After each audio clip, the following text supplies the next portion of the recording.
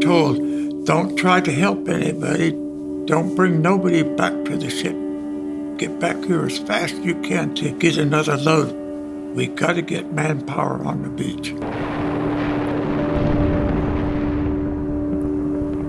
The first wave I was on, and not a man survived out of that.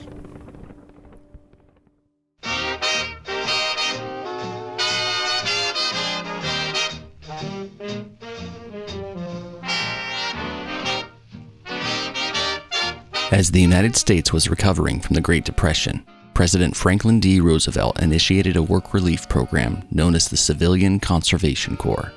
Many young men, like Sherwin Callender of Oakland, California, were quick to volunteer.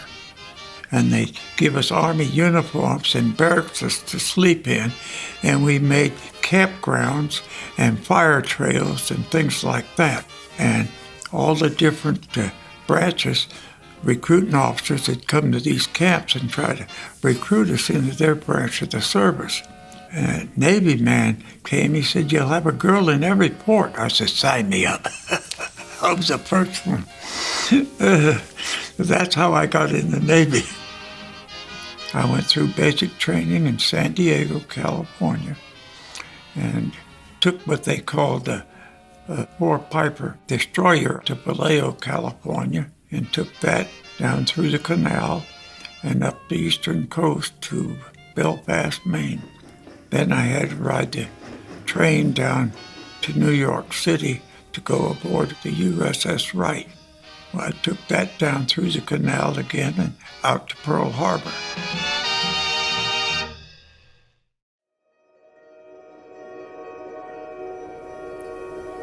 We'd go to Midway and Wake Island. We'd carry men and material out to them both. And the last time on our way back from Wake Island, a carrier passed us. They go in the same direction. We were heading back to Pearl, and they were heading towards Pearl too. And we knew it was a carrier, it was at night, but we didn't know what nationality it was. Then the next morning, we heard over the news broadcast they attacked Pearl Harbor.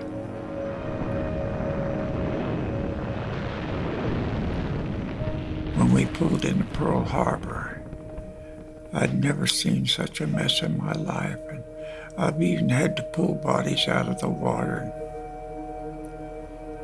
One that gets me so bad that I'll never forget, I'd reached out and grabbed him by the hair, started to lift his body out.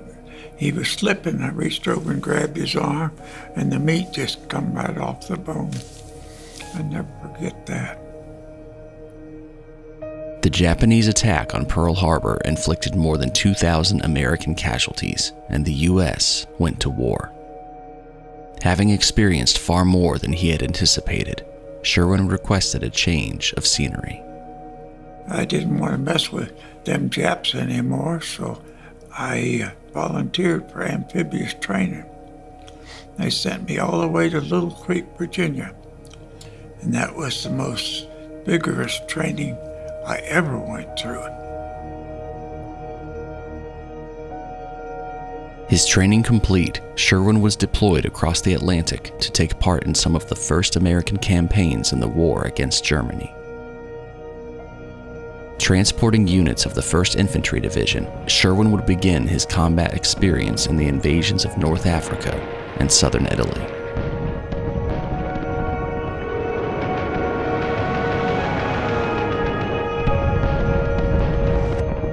But the next operation would be the largest and most decisive yet, a chance to throw the gates of German-occupied Europe wide open. Soldiers, sailors, and airmen of the Allied Expeditionary Force, you are about to embark upon the Great Crusade.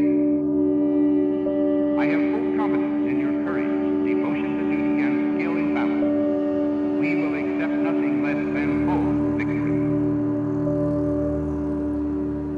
I drove the Higgins boat a couple of times in. We were told, don't try to help anybody. Don't bring nobody back to the ship. Get back here as fast as you can to get another load. We got to get manpower on the beach.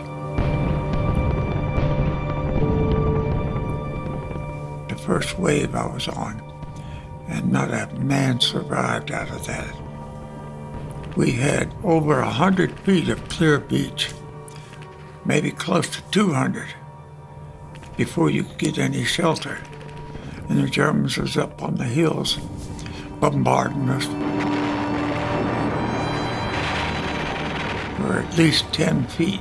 The water was just blood red. Bodies all over, even dropped the gate down on top of bodies. Couldn't help it. And there was quite a few injured that we still couldn't bring them back because we had to get manpower on the beach. There was one young boy, he couldn't have been over 17. When we dropped off the load, he said, "I want my mama." We couldn't stop to help him and bring him back or nothing. It was mean. That was the worst battle I believe I was in.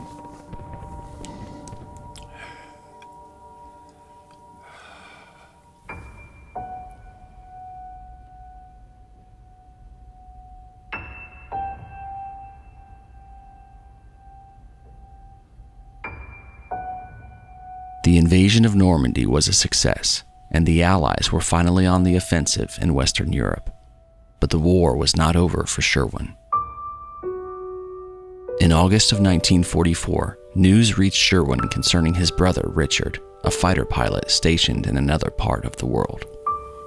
My brother was flying P-38 over China, and his plane went down, and they never did locate it. They do have a memorial set in the ground there for him. Despite the loss of his brother, Sherwin continued his service until the war's end.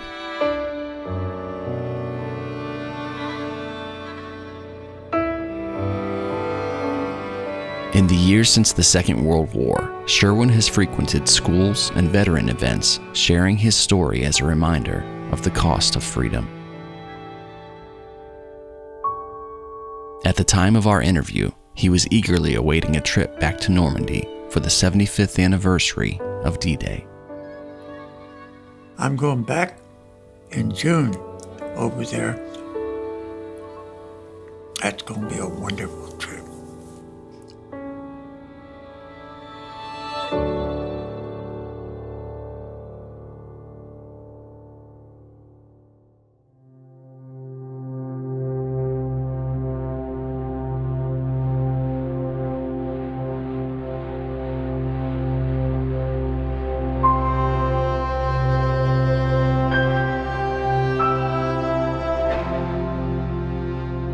Hi everyone, I'm Josh from Memoirs of World War II, and I just want to say thank you for watching this episode. Our goal is to capture as many World War II veteran stories as we can from all over the world, but we can't do it alone. If you'd like to help us in this mission, consider supporting us through Patreon and check out our website memoirsofworldwar2.com for more information. If you haven't already, be sure to subscribe to our channel and click the notification bell so you don't miss a single episode. Again, we want to thank you for your support, and thanks for watching.